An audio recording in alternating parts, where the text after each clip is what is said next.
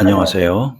이번 영상에서는 신체의 여러 감각 정보가 입력되어서 중추신경계에서 통합될 때 중요한 역할을 하는 뇌 영역인 소뇌의 기능 및 신체 균형 조절에 미치는 영향에 대해 말씀드리겠습니다. 사람이 걷거나 손을 움직이거나 신체 균형을 유지하거나 그리고 새로운 동작을 배울 때는 뇌의 여러 부위가 함께 작동합니다. 그 중에서도 손에는 이런 신체 운동을 정밀하게 조절하고 조율하는 데 핵심적인 역할을 하는 뇌 부위입니다. 손에 영어로는 cerebellum이라고 하는데, 손에는 우리 뇌의 뒤쪽 아랫부분에 위치하고 있고 사이즈가 작고 주름진 구조를 하고 있습니다. 이름 그대로 손해, 즉 작은 뇌라는 뜻입니다. 이 손해는 몸의 움직임을 미세하게 조정하고 또 움직임이 부드럽고 정확하게 이루어지도록 도와줍니다. 우리 뇌 구조 중에서 손해의 주요 기능을 구체적으로 설명하면, 첫째, 사지 움직임, 즉 팔, 다리의 움직임을 조절하는 역할을 합니다. 우리가 팔을 뻗거나 다리를 들 때 원하는 속도와 거리로 정확히 움직이게 해주는 역할을 합니다. 예를 들어서 컵을 집을 때 정확한 거리와 그리고 너무 세게 혹은 너무 약하게 힘을 주지 않도록 조정을 하는 것입니다. 두 번째는 신체 균형을 유지하는 역할을 합니다. 예를 들어서 몸이 기울어지거나 신체 중심이 흔들릴 때 이를 빠르게 감지하고 신체 균형을 잡는 데 중요한 역할을 합니다. 손에는 귀 안의 평형 감각을 감지하는 전정기관에서 오는 감각 정보와 그리고 근육 및 관절에서 오는 고유 수용성 감각을 함께 비교 및 대조하는 처리 과정을 통해서 자세의 불안정성을 재빨리 감지하고 자세를 조정해서 안정시키는 운동 명령을 보냅니다. 세 번째 손의 기능은 운동학습, 즉 운동을 배우는 능력입니다. 예를 들어서 자전거를 타거나 악기를 연주할 때, 그리고 수영 같은 반복적인 운동 기능을 연습할 때, 그리고 이런 연습을 통해서 배우는 동작들의 대부분의 동작들은 손의 기능과 관련이 있습니다. 손에는 운동 기능의 연습이나 학습 과정 가운데 동작에 오류가 있는지를 감지하고 이를 수정해서 점점 더 정확한 동작을 할 수 있도록 돕는 기능을 합니다.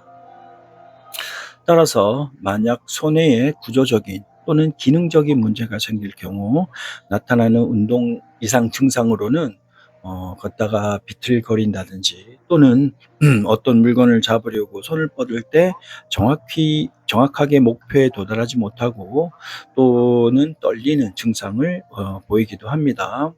요약하면, 손에는 우리가 움직일 때 방향, 속도, 힘 등을 정밀하게 조정을 하고 신체 균형을 유지하며 새로운 동작을 배워서 익숙하게 만드는 데 꼭 필요한 뇌의 핵심 기관이라고 할 수 있습니다. 최근 연구에서는 손의 기능을 알아보기 위해서 뇌의 특정 영역을 자극하거나 또는 억제하는 방법 중에 하나인 세타 돌발파 자극이라는 뇌 자극 기술이 사용되었습니다. 이 자극 기술은 TMS라 불리는 경두계 자기 자극술의 일종인데, 자기장을 이용해서 두피 바깥에서 두뇌 속의 특정 부위에 짧고 강한 고주파 자극을 줘서 그 뇌 부위의 신경세포를 일시적으로 활성화하거나 억제하는 자극술입니다. 해당 연구에서는 손해의 영역 중에서 손해의 가운데 부분에 위치하고 있는 vermis라 불리는 손해 충부에 자극을 주었습니다. 이 손해의 충부는 신체의 중심을 조절하고 균형을 잡는 데 매우 중요한 역할을 하는 손해의 한 부분으로 알려져 있습니다. 연구자들은 이 정상인들의 손의 충부 부위에 세타 돌발파 자극을 주어서 일시적으로 그 기능을 약하게 만들었습니다. 그랬더니 실험 참가자들의 신체 흔들림이 증가하는 것을 보여주었습니다. 즉, 손의 충부가 일시적으로 제 기능을 못하게 되면 신체의 중심을 잘 잡지 못하고 몸의 균형이 흔들린다는 것을 보여준 것입니다. 이것은 손해, 특히 손해의 충부 영역이 신체의 균형과 자세 안정에 매우 중요한 역할을 한다는 사실을 뒷받침하는 연구 결과라 할 수 있습니다. 우리 뇌에는 여러 부위가 몸을 움직이는 데 서로 다른 역할을 합니다. 그 중에서 손에는 직접 몸을 움직이게 하는 기능, 즉 움직임을 생성하는 기능은 하지 않지만 신체 움직임이 정확하고 부드럽게 그리고 균형 있게 이루어지도록 조절하는 역할을 합니다. 쉽게 말해서 신체 움직임의 감독자 또는 미세 조정자 같은 존재라고 할 수 있습니다. 반면에 되뇌에 있는 운동 피질과 뇌줄기 그리고 척수로 이어지는 이 하행 운동 경로, 이를 추체로 또는 피라미드로라고 하는데, 이 하행 운동 경로는 실제로 근육을 수축시켜서 움직임을 만들어내는 운동 명령을 보내는 신경 경로입니다. 따라서 이 하행 운동 경로에 손상이 발생하는 전형적인 질환인 뇌졸중 등이 발생하면 근육이 움직이지 않게 되어서 움직임이 생성되지 않는 마비가 발생합니다. 하지만 이 손해가 손상되면 손해는 움직임을 생성하는 곳은 아니기 때문에 마비 증상은 나타나지 않으며 근육은 여전히 움직일 수 있지만 그 움직임이 엉성하거나 부정확해지고, 그리고 신체로부터 오는 감각 정보와 위로부터의 운동 명령이 서로 잘 맞지 않게 되어서, 즉 감각 정보와 운동 기능의 통합이 적절하게 이루어지지 않아서 움직임 간의 협응이 잘 되지 않는 증상이 나타나는데, 이러한 협응 동작 장애 증상을 운동 실조증, 영어로는 아탁시아라고 합니다.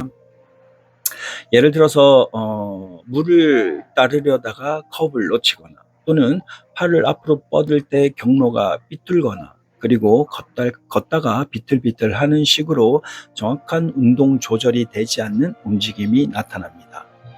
요약하면 손해는 신체 움직임을 직접 만들지는 않지만 움직임을 조정하는 역할을 함으로써 하게 되는데, 손해가 손상되면은 마비는 없지만 움직임이 부정확하고 어색해지는 운동 실조증이 생기게 됩니다. 운동 실조증은 손해가 손상되거나 제 기능을 하지 못할 때 나타나는 신경학적 증상입니다. 운동 실조증 증상이 있으면 몸을 움직이거나 자세를 조절하는 능력에 문제가 생깁니다. 즉, 움직임이 부정확하고 신체가 흔들리거나 어색해지며 걸음걸이도 불안정해질 수 있습니다.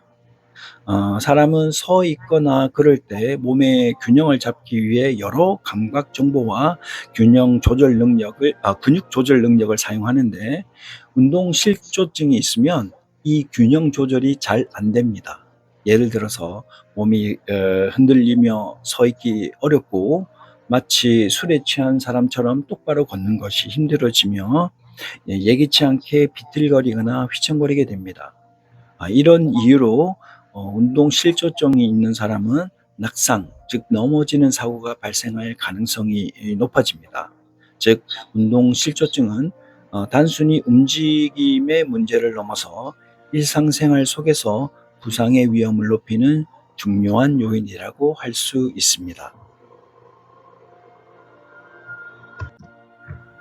이번 영상에서는 신체의 여러 감각 정보가 입력되어 중추신경계에서 통합될 때 중요한 역할을 하는 뇌 영역인 손해의 기능 및 신체 균형 조절에 미치는 영향에 대해 살펴보았습니다.